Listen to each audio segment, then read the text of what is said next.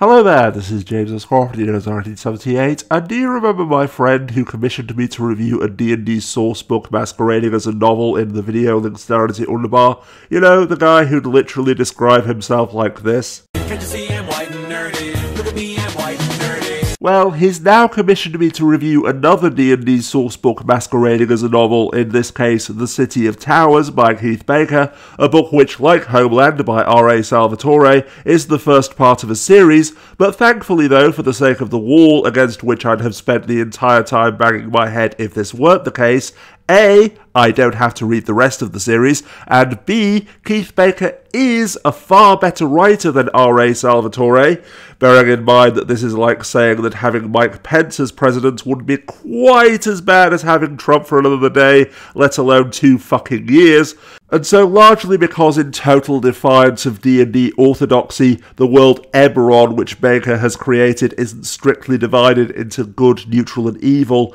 meaning that instead of devoting an entire book to driving home just how evil one particular race or another may be, Baker depicts a cosmopolitan city in which the diverse population is made up of people, in inverted commas, regardless of their race, species or what have you, in which divisions are ideological, political, national and so forth rather than genetic, combined with the fact that this time there are 4 protagonists, meaning that they can explain things to each other instead of the omniscient narrator constantly beating us over the head with exposition dumps. The cumulative result of the 2 core differences between the 2 writers and their 2 stories is that while the quote-unquote plot of this quote-unquote novel is still nothing but a pretext for Keith Baker to describe the layout and highlights of the city to fellow dungeon masters in such a way as to ensure that they can literally copy-paste entire sections of the text into their own D&D campaigns. In a side-by-side comparison, what we could charitably describe as the story in The City of Towers isn't quite as token, as insulting, or as painful to endure as it is in Salvatore's sourcebook. Indeed, expanding upon what I just said a moment ago about how chunks of this book are effectively written like the DM's descriptions of what's happening in a D&D campaign, throughout the first few chapters of this novel, I literally couldn't stop chuckling at the image of Keith Baker reading what was happening in the story to me and the other players in this hypothetical game from behind his Dungeon Master's screen as I prepared to make my next dice roll. But although after a while, as my eyes started to glaze over and I just wanted to get the whole thing over and done with, whenever I started to feel that this was actually a story, not a particularly interesting or engaging one, but a story nonetheless, every time that the protagonists entered a new part of the city, the exposition would slap me in the face yet again with the fact that they and their struggles, quests, and the mystery at hand were merely more elaborate and well-crafted window dressing for Baker's walking tour of the city. Because in the end, as a direct result of the nature of the beast, the very fact that it is a tabletop role-playing game, the entire point of D&D is that the world building is everything. That when the world has been created, the characters and even the story within it are merely disposable and interchangeable flights of fancy that exist only as long as the dungeon master and the players want them to. Meaning that although beyond the 4 main protagonists, all of the characters in this book are by far the best and most interesting aspect of it, remembering though that, as I indicated earlier, this isn't exactly saying much, largely as a result of the fact that Baker doesn't buy into the false good versus evil dichotomy, meaning that they are much more relatable, 3-dimensional, and, well, human, either literally or figuratively speaking. The second greatest irony in relation to this book is that by far the best aspect of it is also the most superfluous, because when he was reading the book himself, one of my friend's periodic reactions was, and this is a direct quote, "Wait, Keith, go back. You mentioned that the minor character in one scene was a member of X race, but you didn't give a detailed description of how you totally rewrote their culture to be nothing like their portrayal in other D&D settings."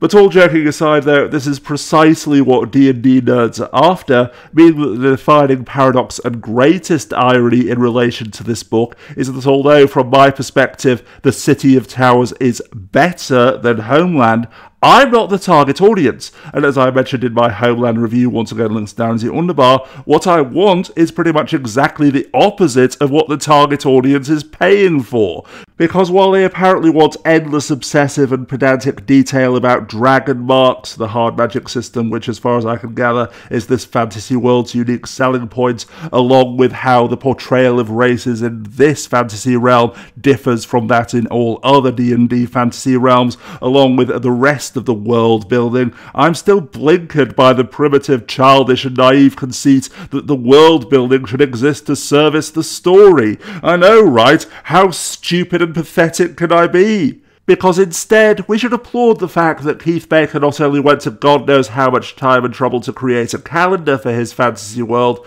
but to begin each chapter of his book with the date according to that calendar, like the star dates on Star Trek, so that fellow nerds wouldn't make a fool of themselves by conflicting with the canon timeline in their own painstakingly detailed and researched fan fiction and D&D campaigns. When all is said and done, in fact, from my perspective, the only thing that even came close to being a genuinely engaging, sympathetic and thought-provoking subplot in the City of Towers was the existential crisis of Pierce the Warforged, a sentient magical android, for lack of a better term, created for the sole purpose of fighting in a war that is now over, meaning that his entire reason to exist no longer exists. However, while this could have been the basis of an entire novel in itself, one that I would have greatly preferred, and I genuinely respect and admire what he was obviously attempting to accomplish by creating this fantasy race, as Keith Baker himself makes clear in the video links down in the underbar, the irony of the Warforged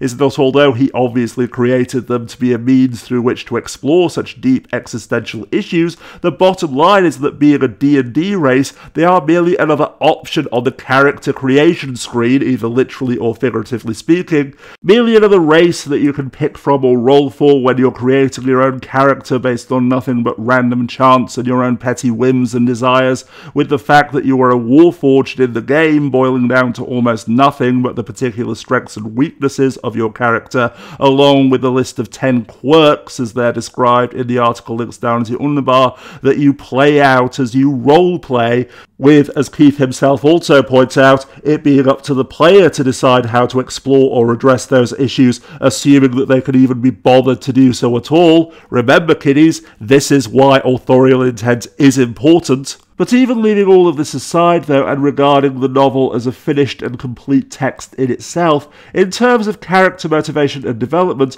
Pierce's existential crisis is essentially nothing but an extension of the similar crises endured by the two human characters around which the story, such as it is, revolves. Honestly, there are 4 main characters and only 3 of them are in the middle of an existential crisis, so guess who is utterly disposable and has the most mundane and token destiny, as prophesied by a Sphinx? Seriously, a Sphinx, which exists solely to move the plot forward, meaning that as a hanger-on in all but the most literal sense of the term, only following around his former captain because honestly, what else is he going to do? Pierce's struggle is mentioned so briefly and so infrequently throughout the story that it barely even qualifies as a subplot at all, one which, to add insult to injury, might not even be explored in the rest of the series, judging by the indication at the end of the book that Pierce might not merely be a Warforged, that only giving away the most minor of spoilers, he might be special, therefore rendering the entire issue utterly moot. But regardless of what happens throughout the rest of the series, though, between the author failing to make me feel intrigued enough to want to find out what happens to Pierce, or anyone else for that matter, and the sad fact that all of the characters in this pretense of the story are poor players who strut and fret their hour upon the stage and then are heard no more, coupled with the reality that if you regard Frankenstein as being the oldest science fiction story in existence, that an artificial being struggling to find meaning and purpose when its creator, either singular or plural, has abandoned it, either literally, metaphorically, or both. It is literally the oldest premise in science fiction. Even Keith Baker's best is still pretty damn poor, meaning that ultimately, while this book does reach the dizzying heights of being only the second most tedious, forgettable, and disposable D&D sourcebook pretending to be a novel that I've ever read, unless you're a D&D nerd who merely wants a sourcebook in novel form, you can find a much more interesting, enriching, and engaging story almost anywhere that you turn. No, not there. If you gained something from my videos and would like to help motivate me to continue making more, then do please consider pledging $1 a month on Patreon, because as my health and my view base continue to deteriorate, knowing that you're willing to chip in any amount whatsoever is what honestly helps to keep me going. And if you'd like to commission a video on any subject that won't get my channel flagged down or otherwise be totally unfeasible, then do please email me at ujames1978@mail.com, not Gmail or Hotmail, just mail.com, and I'm sure we can come to some kind of arrangement. And all the girlies say I'm pretty fly for a white guy.